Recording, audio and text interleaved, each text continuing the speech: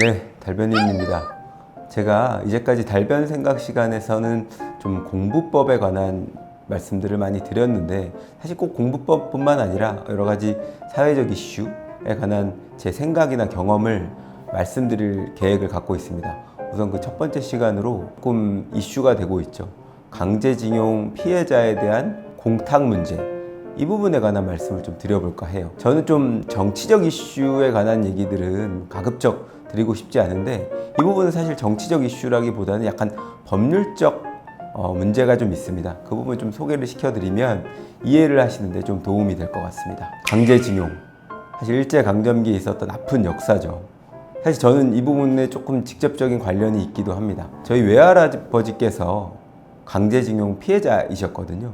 저희 외할아버지께서는 그 동네에서 내노라 하는 좀 장사셨어요. 그래서 씨름 같은 거 하면 1등 하셔가지고 소도 타오고 뭐 이렇게 하셨다고 하는데, 강제징용을 가셔서 일본에서 굉장히 고생을 많이 하셨다고 합니다.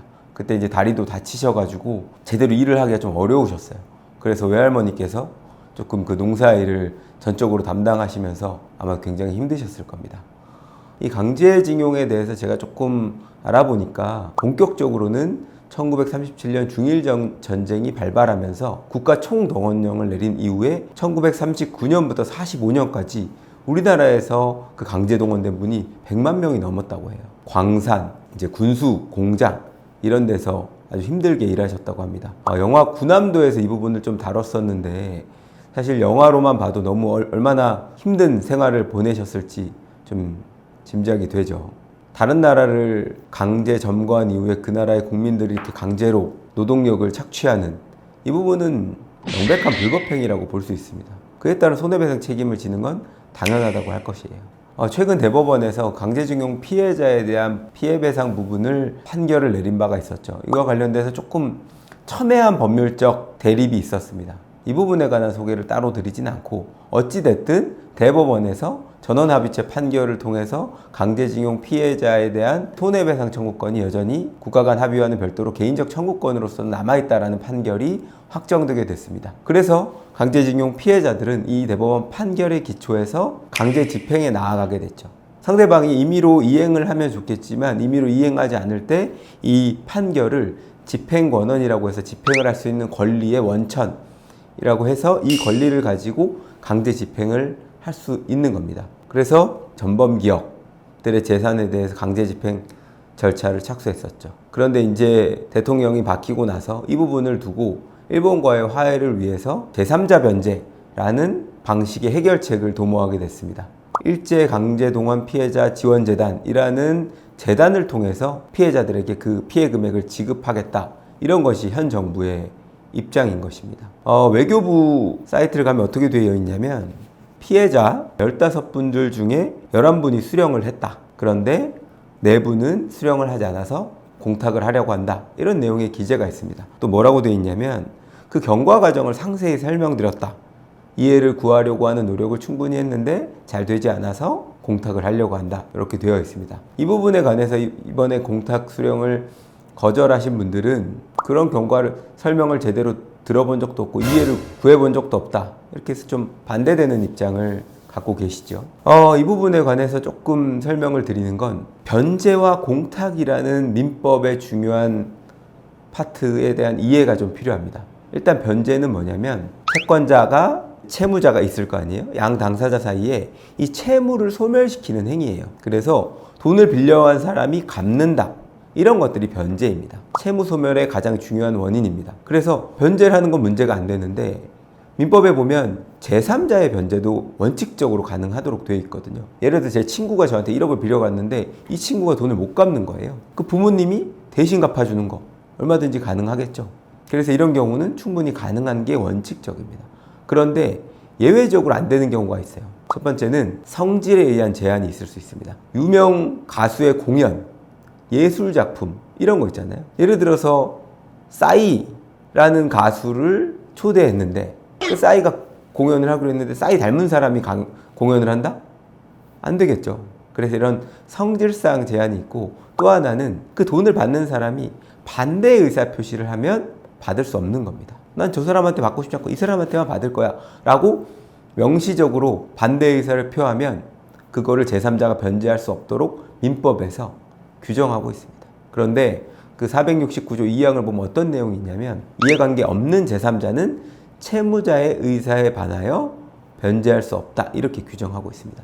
그러면 이해관계가 있는 제3자는 의사에 반하여도 변제할 수 있겠죠. 원칙적으로 모든 제3자가 이미 변제할 수 있는 거지만 의사에 반해서는 변제할 수 없다 이거인데 그 와중에서도 이해관계 있는 제3자는 의사에 반해서도 변제할 수 있다 이렇게 되어 있는 겁니다.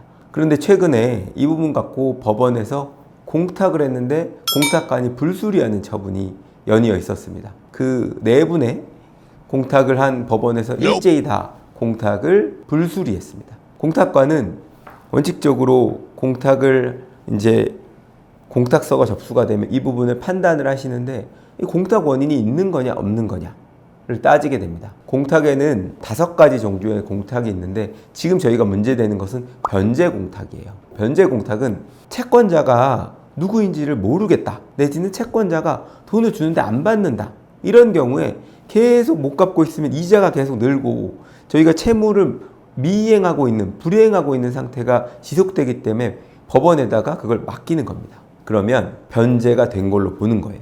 채무가 소멸되게 됩니다. 근데 생각해 보십시오. 제3자는 채권자의 의사에 반해서 변제할 수 없다고 되어 있죠. 그런데 제3자가 이렇게 공탁을 하는 걸 허락해버리면 공탁을 통해서 채무가 소멸된다고 했잖아요.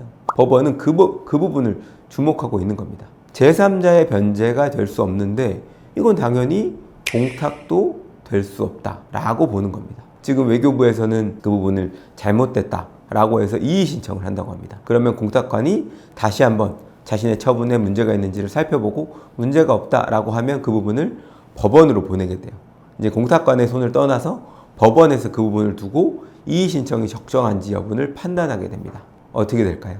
저는 공탁이 불수리한 처분이 온당하다라는 판결이 내려질 거라고 보고 있습니다. 왜냐하면 2009년도에 이와 관련된 대법원 판결이 있었습니다. 2009년도 공탁 공무원의 처분에 대한 이의 신청에서 이게 이제 대법원까지 올라간 거예요. 민법 제 469조 2항의 이해관계의 의미에 관한 판시가 있었습니다. 민법 제 469조 제 2항은 이해관계 없는 제3자는 채무자의 의사에 반하여 변제하지 못한다라고 규정을 하고 있습니다. 여기에 있어서 그 이해관계에 있는 자는 변제를 하지 않으면 채권자로부터 집행을 받게 되거나 채무자에 대한 자기의 권리를 잃게 되는 지위에 있기 때문에 변제함으로써 당연히 대의의 보호를 받아야 할 법률상 이익을 가지는 자, 사실상의 이해관계를 가진 자는 제외된다. 채권자는 누구죠?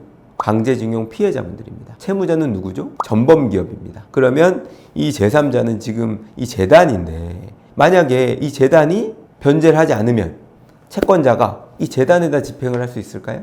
집행을 할 수 있는 어떤 권한도 없고요. 그럴 이유도 없을 겁니다. 또한 재단이 변제하지 않으면 전범 기업에 대한 이 권리를 잃게 될까요? 그럴 이유도 없을 것 같습니다.